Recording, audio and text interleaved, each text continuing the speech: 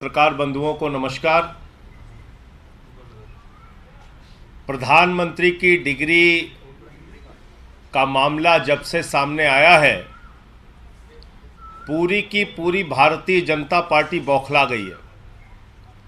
सारे मंत्री, सारे प्रवक्ता, सारी की सारी भारतीय जनता पार्टी अपने प्रधानमंत्री के फर्जी डिग्री को सही साबित करने में जुट गई है।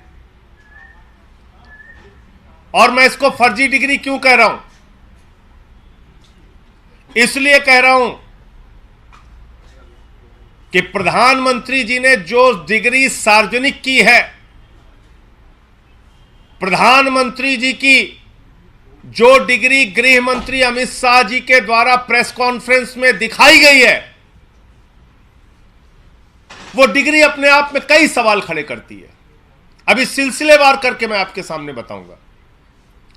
लेकिन एक बात बहुत स्पष्ट है कि भारत के चुनाव आयोग का नियम यह कहता है कि अगर आप अपनी संपत्ति के बारे में कोई गलत जानकारी देते हैं, अगर आप अपनी डिग्री के बारे में कोई जानकारी गलत देते हैं, तो आपकी सदस्यता रद्द हो सकती है। यानी भारत के प्रधानमंत्री की डिग्री जांच करा ली जाए, वो फर्जी निकलती है, तो मोदी जी की सदस्यता पूरी तरीके से रद्द हो जाएगी। वो न सांसद बचेंगे, न चुनाव लड़ने के योग्य बचेंगे, क्योंकि एक बहुत बड़ा फर्जीवाड़ा है भारत के प्रधानमंत्री की ओर से। तो इसलिए अब मैं आपको सिलसिलेवार करके बताऊंगा कि इनकी डिग्री फर्जी कैसे। नंबर एक, ये वो डिग्री है जो गृह मंत्री अमित शाह ने प्रेस कॉन्फ्रेंस करके दिखाई थी और कहा था कि प्रधानमंत्री की मास्टर डिग्री यह है। गुजरात विश्वविद्यालय से उन्होंने मास्टर ऑफ आर्ट्स किया है। अब इस डिग्री में देखिए आप, नकल के लिए भी अकल चाहिए होती है, लेकिन इस नकल में अकल का इस्तेमाल नहीं किया गया। यहां पर यूनिवर्सिटी लिखा हुआ है और यूनिवर्सिटी की स्पेलिंग में विक्ट्री का वी जो आता है, उसके इस्तेमाल की जगह बैट का भी इस्तेमाल किया गया है। यह हो गया यूनिवर्सिटी। तो हमारे मोदी जी यूनिवर्सिटी से पढ़ाई किए हुए हैं और इसी सर्टिफिकेट में एक जगह और यूनिवर्सिटी लिखा हुआ है, नीचे उसकी अंग्रेजी ठीक लिखी हुई है। यहां बी आ गया, यहां पे विक्ट्री का वी आ गया। ये देखिए आप, इसी सर्टिफिकेट की बात कर रहा हूं जो गृह मंत्री जी ने दिखाई। दूसरा, मास्टर ऑफ आर्ट्स जिस फॉन्ट के अंदर लिखा गया है, जिस फॉन्ट में, यानी कि जिस लिपि शैली में मास्टर ऑफ आर्ट्स लिखा गया है, इस लिपि शैली की शुरुआत 1992 में हुई है। यह फॉन्ट, यह लिपि शैली, मास्टर ऑफ आर्ट्स जिसमें लिखा गया है, यह लिपि शैली आई है, यह फॉन्ट आया है 1992 में। और प्रधानमंत्री जी का क्या दावा है कि उन्होंने 1983 में ही एमए पास कर लिया था। यह है दूसरा सवाल। अब तीसरा सवाल और सबसे बड़ा सवाल यह है प्रधानमंत्री जी का। मैं स्कूली शिक्षा गांव में किया और जैसा मैडम बता रही थी ना कि अपनी शिक्षा के कारण आदमी आगे नहीं बढ़ता, तो मेरी शिक्षा ही नहीं हुई। तो ये प्रधानमंत्री जी का वक्तव्य है, मेरा नहीं, माफ कीजिएगा। यह किसका वक्तव्य है? भारत के प्रधानमंत्री आदरणीय नरेंद्र मोदी जी का वक्तव्य है, मुख्यमंत्री गुजरात बनने के बाद। आज मेरा सिर्फ एक सवाल है मीडिया के माध्यम से, और भारतीय जनता पार्टी के किसी भी नेता में अगर साहस और हिम्मत है तो जाकर प्रधानमंत्री जी से इस सवाल का जवाब पूछ के बता दीजिए। सवाल क्या है? 79 में और 78 में अगर बैचलर डिग्री दिल्ली विश्वविद्यालय से प्रधानमंत्री ने कर ली, 1983 में मास्टर ऑफ आर्ट्स की डिग्री गुजरात विश्वविद्यालय से कर ली। अगर आपकी 1989 में बीए की डिग्री हो गई, 1983 में एमए की डिग्री हो गई, तो भैया प्रधानमंत्री जी देश के सामने इस बात का खुलासा कर दीजिए कि फिर 2005-6 के दौरान या मुख्यमंत्री बनने के बाद का ये जब का भी भाषण है, आपने क्यों एक टीचर को संबोधित करते हुए कहा कि आपकी कोई शिक्षा दीक्षा नहीं है, स्कूली शिक्षा के आगे आप नहीं पढ़े। ये तो आपका बयान है, मेरा बयान नहीं है। ये बयान तो आपने दिया है प्रधानमंत्री जी, ये बयान आपका है, मेरा बयान नहीं है। मैं स्कूली शिक्षा गांव में किया, और जैसा मैडम बता रही थी ना कि अपनी शिक्षा के कारण आदमी आगे नहीं बढ़ता, तो मेरी शिक्षा ही नहीं हुई। मेरी शिक्षा ही नहीं हुई, ये नरेंद्र मोदी जी गुजरात के मुख्यमंत्री बनने के बाद कह रहे हैं एक टीचर को संबोधित करते हुए। तो भैया जब आपने 79 में बीए कर लिया, 83 में एमए कर लिया, फिर 2005-6 में आप क्यों झूठ बोल रहे हैं? इसका मतलब ये सच बोल रहे थे मुख्यमंत्री रहते हुए, जो उन्होंने कहा वो सच था, वो सच था। उसके पहले के जो उनके डिग्री के खुलासे हैं वो झूठे हैं, गलत हैं। और इसी तरीके से उन्होंने यूनिवर्सिटी से पढ़ाई की है, इंटायर पॉलिटिकल साइंस में यूनिवर्सिटी से पढ़ के आए हैं मोदी जी। तो इसलिए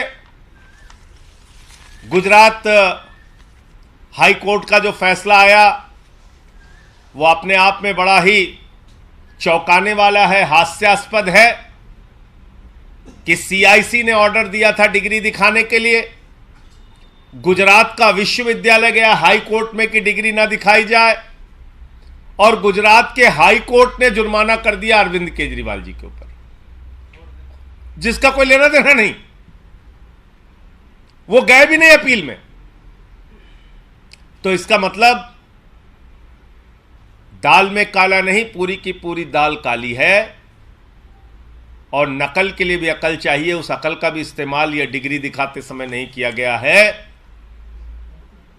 और बीजेपी की सारी लीडरशिप और स्वयं प्रधानमंत्री जी जवाब दें कि 79 में अगर आपने बीए किया, 83 में आपने एमए किया, तो 2005-6 में आपने क्यों कहा कि आपने कोई शिक्षा स्कूली शिक्षा के बाद नहीं की है? अर्थात या तो आपकी डिग्री फर्जी है या आपका बयान झूठा है, दो में से एक ही बात हो सकती है। आपका कोई प्रश्न हो आप पूछ सकते हैं। आप लोग जो सवाल उठा रहे हैं बीजेपी का लगातार बीजेपी के लोग कह रहे हैं कि ये सवाल इसलिए उठाए जा रहे हैं क्योंकि जो भ्रष्टाचार के मामले में ध्यान हटाया जा सके। और देखिए, भ्रष्टाचार के मामले में क्या बोला जाए? भ्रष्टाचार तो मोदी जी के साथ आसमान में घूम रहा है। इस भ्रष्टाचार का जवाब कौन देगा? ये भ्रष्टाचार जो आसमान में घूम रहा है अडानी वाला, जिसमें आराम से लेटे हुए हैं मोदी जी, कह रहे हैं लूट ले बेटा लूट ले, सारा हिंदुस्तान लूट ले। देखिए आप, ये तस्वीर भूल गए आप? ये अडानी की तस्वीर है। अपनी राजनीतिक सत्ता को बचाने के लिए नरेंद्र मोदी जी ने अडानी के माध्यम से अपनी आर्थिक सत्ता खड़ी की और एक ही व्यक्ति को कोयला दे दिया, गैस दे दिया, बिजली दे दिया, पानी दे दिया, सड़क दे दिया, स्टील दे दिया, सीमेंट दे दिया, सीपोर्ट दे दिया, एयरपोर्ट दे दिया, आकाश से पाताल तक सब कुछ दे दिया, 2.5 लाख करोड़ का कर्जा दे दिया, 86,000 करोड़ का कर्जा माफ कर दिया। और उस अडानी ने क्या किया? 38 फर्जी कंपनियां दुनिया के तमाम देशों में अपने भाई के साथ मिलकर खोली। अकेले एक पते पे 6 कंपनी खोलकर मॉरिशस से 42,000 करोड़ रुपए अडानी की कंपनी में लगाया गया। ऐसे लाखों करोड़ रुपए का घोटाला और भ्रष्टाचार और काला धन अडानी की कंपनी में लगा है, जिसके हवाई जहाज में बैठकर भारत के प्रधानमंत्री घूमते हैं। आज तक इस घोटाले पर जेपीसी क्यों नहीं बनी?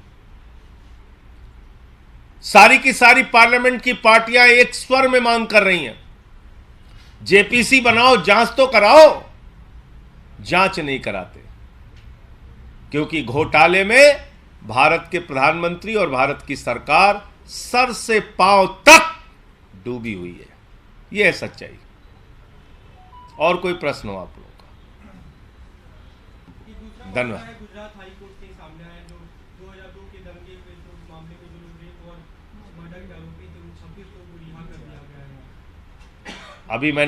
आप अभी इस प्रेस कॉन्फ्रेंस में जानकारी दे रहे हैं, मुझे इस पूरे घटना की जानकारी नहीं है, लेकिन मेरा अपना ये मानना है, नफरत की राजनीति, दंगे फसाद की राजनीति, गुंडागर्दी की राजनीति, समाज को तोड़ने की राजनीति इस देश को विखंडित करेगी और ऐसा करने वाले के खिलाफ सख्त से सख्त सजा होनी चाहिए।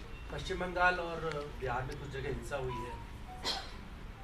उस हिंसा की कुछ तस्वीरें हम लोगों ने देखी।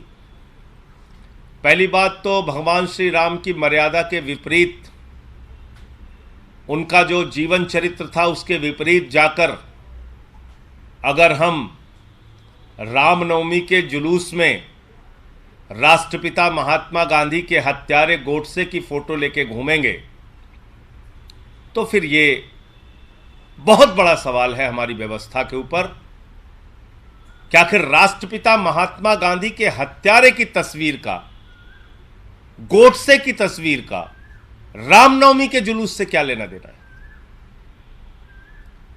क्या प्रभु श्री राम ने यही हमें सिखाया है? यही उनकी मर्यादा, यही उनका आदर्श है? रामचरितमानस से हमें यही शिक्षा मिलती है जो रामचरितमानस कहता है सब नर करहि परस्पर प्रीति, यानी कि सारे लोग आपस में प्रेम भाव से रहें। तो हम किस ओर बढ़ रहे हैं? क्या संदेश देना चाहते हैं?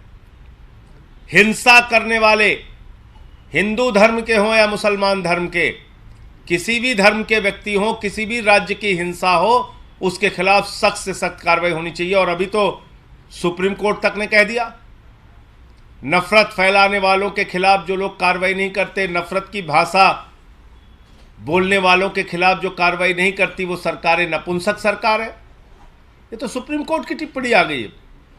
अब तो मोदी जी को और बीजेपी वालों को शर्म करनी चाहिए। नफरत की बुनियाद पे देश आगे नहीं बढ़ेगा, मोहब्बत की बुनियाद पे आगे बढ़ेगा।